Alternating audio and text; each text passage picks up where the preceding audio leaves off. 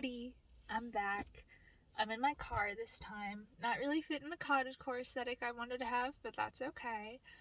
Today I'm going to be talking about love, because I love love, and I love to think about it.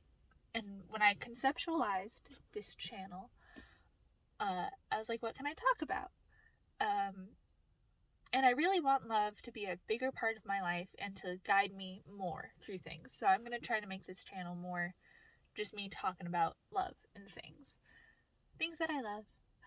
Anyway, this is going to be an awfully judgmental video after what I just said, but I just saw this TikTok and I'm aware of how people speak. And the TikTok was like this girl being mad that her boyfriend was doing homework and hung out with people for a couple hours instead of hanging out with her or talking to her. And that with the culture of you followed another person on Instagram? Does our relationship mean nothing to you? And that kind of stuff.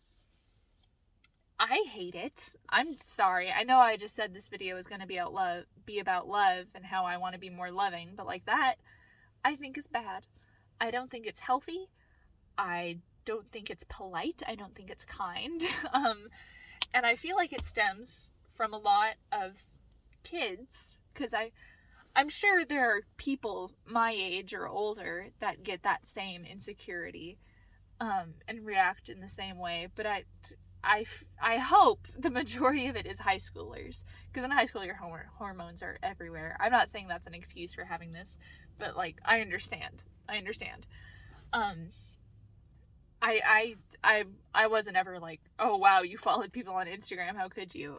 But I was, and still am to an extent, a very jealous and possessive and insecure person. But I'm working on it. Excuse me. Oh my gosh. Okay. Anyway, so that TikTok. Yes. There's a couple different directions I want to go on here. Let's start with the emotions. She was angry. She took a video of herself crying about it. Which is a whole other thing I could get into. But we'll leave that alone for right now. But basically, that was a very strong feeling, clearly. And I see a lot of other TikToks, tweets, whatever, people talking about how they are angry and how it is a firm, fuck you boundary of you are not allowed to follow other girls on Instagram, you are not allowed to talk to other girls, and that whole I am your one, I am your only, you are not allowed to have friends kind of thing. Which, one, yikes. Two, address that with yourself. Why is that a hard boundary for you? And I'm not saying you should question all of your boundaries. Sorry, that came out really judgmental, but have a healthier relationship with yourself. Talk to yourself about why boundaries are important to you. Why is this in particular, why is your boyfriend, because I see this largely perpetuated by straight women, why is it so important to you that your boyfriend does not talk to other people? Why is it so important to you that your boyfriend messages you back instantly? Why is it important to you that your boyfriend does not spend time with his friends? Why does that arise feelings of anger inside of you? Because I'm going to bet that you're not actually angry. You are feeling hurt. You are feeling insecure. You are feeling upset. You are feeling in need of love and attention. All valid emotions, including anger. Anger is a very valid emotion. Humans experience such a broad spectrum of emotions, and I love that we can feel each and everything so deeply. Okay. Sorry, I heard a noise. Sometimes there's mice in here and I don't like it. We're good though. Yeah, so sit down with yourself and talk about that. What are you actually feeling? Why are you feeling that way? Were you cheated on in the past? Did you not have a great and loving relationship with your parents? Did something happen in the past of this relationship that makes you feel insecure about it? So sit down and talk to yourself about what you are actually feeling, because I bet it's not anger. Or if you are feeling anger, there's other emotions mixed in there too. Why you are feeling that way, and what steps you'd like to take moving forward. And address it with your partner too. Hey, you didn't text me back earlier. That hurt my feelings. I would like some more attention from you because I feel like we don't really talk that much. And I really benefit from having that face-to-face interaction.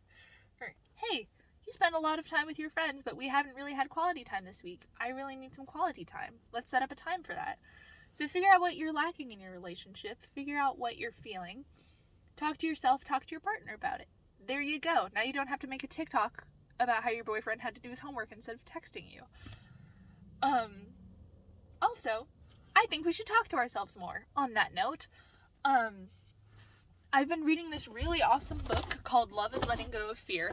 Highly recommend it. Please check it out. It was written in like 78, 82, something like that.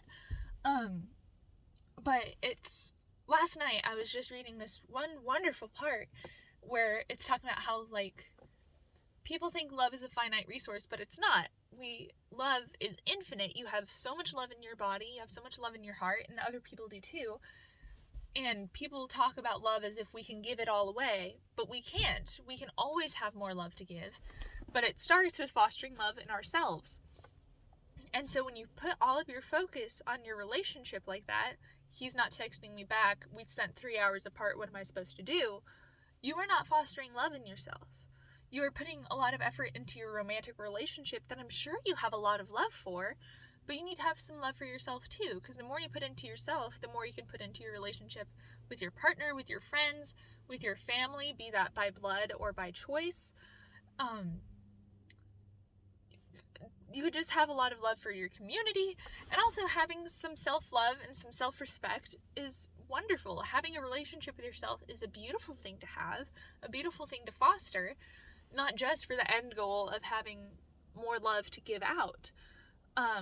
You'll have more love to give inward too.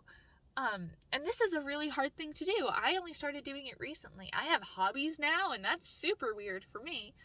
I've been in a relationship for 5 years, and I only just started being like, oh, I should, like, figure out who I am too. But it's, like, super fun. Take yourself out on a date. What are your love languages? Spend them time with yourself. Is your love language physical touch? Give yourself a little hand massage. Take a nice bubble bath. Is your love language quality time? Take yourself out on a date. Get on a bus. Head to a museum. Go to a bookstore. Dress up all nice and fancy for your lovely date with yourself. Physical touch, quality time. Words of affirmation. Journal a little bit. Say some positive affirmations. What are the other ones? Gifts. Get yourself something nice. That's a gift. Touch, quality time, affirmation, gifts, acts of service. Do an act of service for yourself. Clean your room. Wipe off your desk. Clean your bathroom. Do some laundry and fold it very nicely and gently and put a nice little sachet in your sock drawer. Love sachets and sock drawers, by the way. Like, get like a little, those cloth gauzy bags, put in some cotton balls with some essential oil and like some rose petals and clove. Oh, anyway, so that's an active service idea for yourself.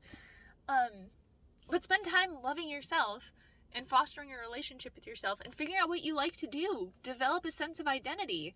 What are some hobbies you like to do? Who are your friends? What do you like to do on the weekends? What are your career passions? What are your scholarly passions? I don't know. What do you want to go to school? What do you want to do at school? Yeah, just spend some time developing that sense of relationship with yourself. And then it'll be so much easier to do with another person too. Because now you have something to contribute to the relationship that isn't that sense of, I need to dig my claws into you or you're going to go away. Because now, even if you do, still like obviously you're still going to love your significant other. I've been developing my sense of self, and I love my partner all the more deeply for it. And I appreciate him so much. Oh man, I just saw him like an hour ago. I miss him a lot. But we're both going to have a fun day. He's going to spend time with his friends, and I'm going to spend time with my friends. And then I lead a postpartum group, because that's one of my hobbies, and I do that now. It's awesome! You should all do this! What was I saying? I love my boyfriend. Do hobbies. Oh my gosh, I genuinely can't remember the point I was about to make. That's upsetting. Give me a minute. I remember. I think it was a Jenny Slate thing. Like the quote of like, as I become more and more sure of myself, the fear of being erased by other people's unapproval becomes less and less strong. Or like something like that. Like basically figure out who you are, and you rely on other people so much less, because you don't need their validation, because you validate yourself. You don't need other people to like you because you like yourself. And that makes you so much stronger as a person, and so much stronger of a friend and partner and daughter or son or child, whatever. Like, yeah, so do that. Attachment theory is also something I wanted to talk about because I'm in love with it. Actually, I guess it doesn't really matter. Yeah, don't really matter to the point that because I just made all the points I wanted to. Yeah, so love yourself, love your partner, talk to yourself, talk to your partner, communicate openly about your feelings and your boundaries, both with your partner and with yourself. There's this wonderful Dolly Parton quote. Find who you are and do it on purpose. And I don't think a lot of us do that. Like, just talk to yourself. And even if it's, like with the boundaries thing, like, even if it's a normal, like, I don't know. I can't even think of anything. Find who you are and do it on purpose. Listen to yourself. What are your boundaries? What do you like to do? What do you not like to do? I still don't like avocado. On this journey of self-discovery, I have tried so hard to like avocado. I eat it. I do not enjoy it. I just have to accept that about myself, and that's okay. Yeah, but just listen to yourself and listen to your partner and talk and talk and talk and love each other. Yeah.